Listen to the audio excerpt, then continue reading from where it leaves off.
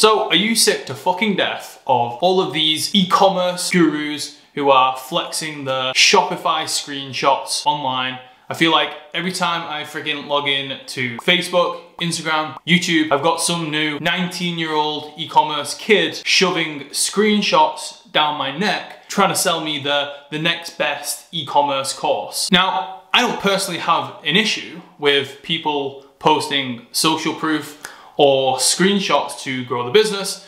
I do it for myself. I also do it for my clients when they have social proof as well. What I do have a problem with though is posting screenshots that don't tell the full story. And before we even get into the numbers and what they mean and what the full story is, remember, it's very friggin' easy to edit a screenshot and post it on social media. And there's been a ton of people over the past few years being caught out by editing screenshots and making the numbers bigger than what they seem. So for example, it's very easy for me to have a screenshot like this on the screen right now, and it takes me 2 seconds to edit it to look like this. You see, so you can't always trust the stuff that you see online. That is number one. But now let's look into the actual numbers that these guys are posting to understand how much money they're actually making. Because it can seem crazy in the e-commerce world where you get people posting $1 million months, 100K days, 100K months, and you're like, shit, there's so much money to be made in this thing. I'm gonna have to get involved and start my own e-commerce or drop shipping brand. But let's say, for example, you see an online guru and they post the screenshot where they've made over 100K in a month off the e-commerce business. Now, the first thing to understand is that the screenshots that they post is not profit. It is not cash that goes into their personal bank account that they can just spend. It is sales and it's revenue. And if you've been in the business game for even a little while now, you will understand that there is a very big difference between sales and revenue and actually profit and take home money that you can actually spend yourself. So I wanna break down some numbers. Let's say we have Bill. Fucking Bill thinks that he is the second coming of Jeff Bezos, starts an e-commerce store, then starts teaching people how to build a profitable e-commerce store, and he posts a screenshot either on an ad, an email, or on social media showing how he made 100K in a month from his e-commerce business and how you can do it too. Sounds sexy, right? Who wouldn't want to friggin' make 100K in a month? But let's look how much Bill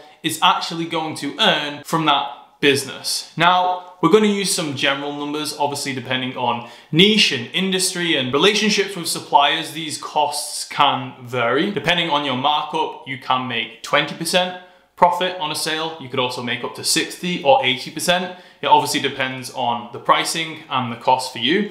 But let's just say an average in the industry is 40%. So you make 40% profit on each sale that you make because you have to pay for the product, right? So in this example, let's say that you purchased a product from a supplier for $6. You sold it from an ad on your e-commerce store for $10. That means that you would make $4 profit, which would be the 40% profit. Now, let's just use that product as an example. So you make 100K in sales, then you keep 40K of it. So it's already gone down from 100K in sales to 40K in profit. But now we have to think, okay, so how are these people actually generating these sales online? Well, 99.9% of e-commerce businesses rely on paid advertising to generate customers and sales, which is obviously another cost. Now, I'm gonna play best case scenario, and I mean best case scenario. Let's just say from advertising, from Facebook, you can get a free ROAS. So that means that you pay Facebook $1 and you generate $3 back in sales. Now, I've been running ads for like 7 years. It is not easy especially for a beginner who is starting an e-commerce business for the first time with no experience, no skill set, no social proof, like a brand new product in a brand new store. It is very, very difficult for them to just outright out the gate get a free return on their ad spend. But I want to play best case scenario for this example. Even some of the most established and seasoned advertisers who are scaling e-commerce businesses, they'll be happy with a 1.5 or a 2 ROAS across their campaign. So let's say you generated that 100K from ads and you got a free ROAS. So that would mean that you would have to spend 33K-ish on ads to generate that 100K in sales.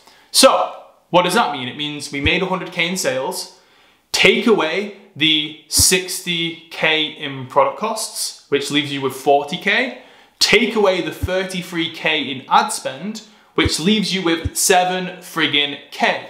Now, that's a big fucking difference from the 100K screenshot to actually be only earning the 7K in profit for the business. And I know what you might be thinking. You might be thinking, well, Sam, 7K a month sounds pretty good to me. I'm only earning 2, 3, 4K a month from my job. I'd be very happy running my own business and making 7K profit a month. Now, you're right, 7K profit is pretty good. But this is what people don't tell you about e-commerce.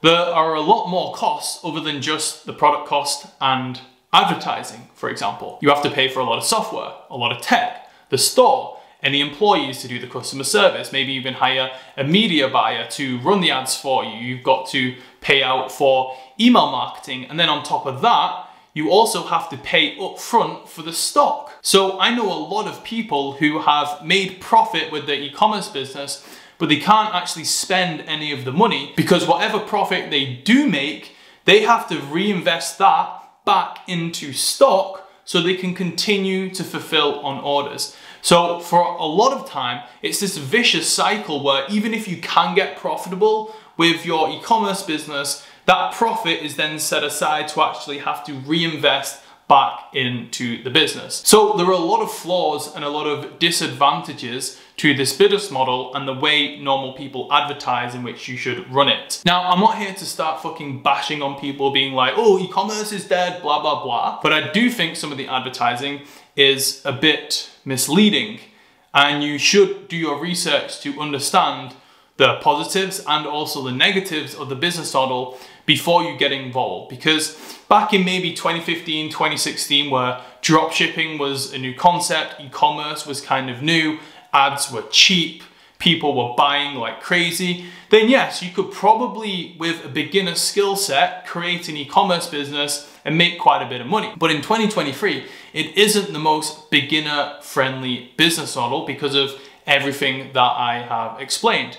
And you shouldn't be starting an e-commerce business if you are not passionate about the brand that you are creating or you don't have this long-term vision for it. If you do start an e-commerce, then you want to make sure that it is a brand or a product or a business that you really want to build and grow with over the next few years. Don't get into e-commerce if you just want to make a bit of cash or a bit of quick money, because in 2023, that's definitely not the case.